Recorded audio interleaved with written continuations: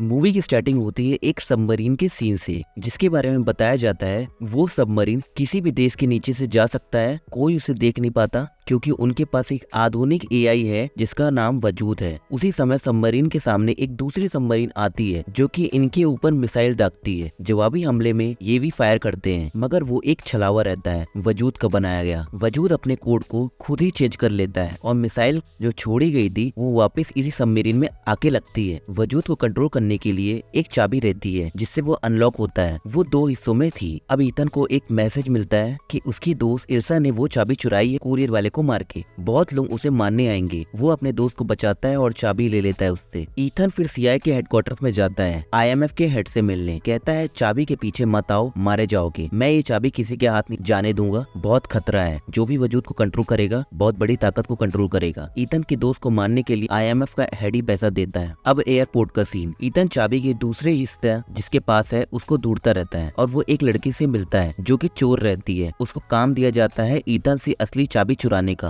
और ईथन को भी सीआईए पुलिस ढूंढती रहती है। वो बागी बन गया रहता है और उसी समय ईथन को उसके पास्ट का एक आदमी दिखता है, गैब्रियल, जिसे देख के वो घबरा जाता है और बेंजी और लूथर से कहता है मिशन बंद करो, ये मिशन ओवर है। वो लड़की चाबी लेके रूम चली जाती है। ईथन उसके पीछे आता है। ईथन एयरपोर्ट में कॉल करके लड़की को पकड़वाता है पुलिस से और फिर उसका वकील बन के मिलता है उससे। सारी जानकारी लेता है और लड़की मौका देख भाग जाती है। फिर ईथन पीछा करता है और उस चाबी को और लोग भी ढूंढते रहते हैं जो कि इनका पीछा करते हैं। ईथन और वो लड़की जिसका नाम ग्रेस है फिर एक साथ हो जाते हैं। एक कार चेजिंग होती है पुलिस और जो लोग चाबी के पीछे पड़े हुए हैं और ईथन एंड ग्रेस के बीच। लड़की फिर ईथन से पीछा छुड़ा के भाग जाती है। ईथर और उनकी टीम लूथर, बेंजी, इल्सा वेनिस जाते हैं क्योंकि ग्रेस ने बताया था कि चाबी का लेन देन वेनिस की एक पार्टी में होगा। वहाँ ग्रेस उसे मिलती है। गैब्रियल भी रहता है चाबी की लेन देन के लिए। ईथर ने पास्ट के मिशन में एक हथियारों की दलाली करने वाली लड़की का यूज किया था जिसका नाम एलाना है। वो रहती है, उसके पास एक चाबी पहले से रहती है। वहाँ बताया जाता है कि वजूद एआई टेक्नोलॉजी बहुत पावरफुल है।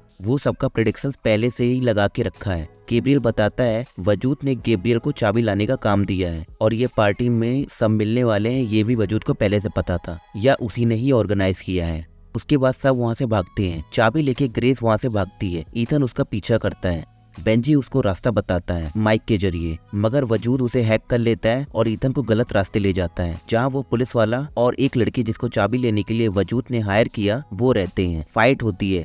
लड़की की जान ईथन बख्श देता है। ग्रेस गैब्रियल के पास पहुंच जाती है। उनके बीच लड़ाई होती है। ग्रेस लड़ नहीं पाती उससे। उसी समय इल्सा वहां आ जाती है। गैब्रियल उसे मार देता है चाकू से। फिर ग्रेस को ईथन चुनने का मौका देता है आईएमएफ में ज्वाइन होने का। ग्रेस हाँ करती है। एक मिशन पे जाना रहता है उनको जिसमें दूसरी चाबी एलाना से ट्रेन में लेना होता है क्योंकि जो चाबी को खरीदने वाला था वो ट्रेन में मिलने आ रहा था। ग्रेस का फेस मास्क बन जाता है एलाना के वेस में, बट ईथन के टाइम में मशीन खराब हो जाती है। ईथन को किसी न किसी तरह ट्रेन में आना होता है। ग्रेस ट्रेन में पहुंच के एलाना से चाबी लेके एलाना को बेहोश कर देती है और डील करने जाती है। डील के दूसरे एंड में आईएमएफ का हेड रहता है। गैब्रियल उसी समय ट्रेन के ड्राइवर्स को मार ट्रेन को फुल स्पीड कर ब्रेक तोड़ देता है और सीआईए के हेड को मार देता है क्योंकि सीआईए के हेड को पता होता है कि चाबी से खुलता क्या है। वो लड़की जिसको ईथन ने बख्शा था उसको गैब्रियल कहता है चाकू से मार के तुम मुझे धोखा दोगी और ये सब जाके ईथन को बताओगी। डील होते वक्त ग्रेस उठ के वहाँ से चली जाती है। ईथन पहाड़ से कूद के ट्रेन में आता है। ट्रेन के ऊपर गैब्रियल से फाइट होती है ईथन की।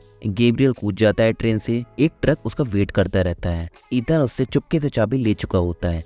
अब उनको ट्रेन रोकना है। पहले सारे पैसेंजर्स को पीछे की बोगियों में भेज देते हैं। ट्रेन का ट्रैक बॉम्ब से गैब्रियल उड़ा देता है। ईथन ट्रेन के इंजन को बोगियों से अलग करता है और फिर इंजन गिर जाता है नीचे नदी में।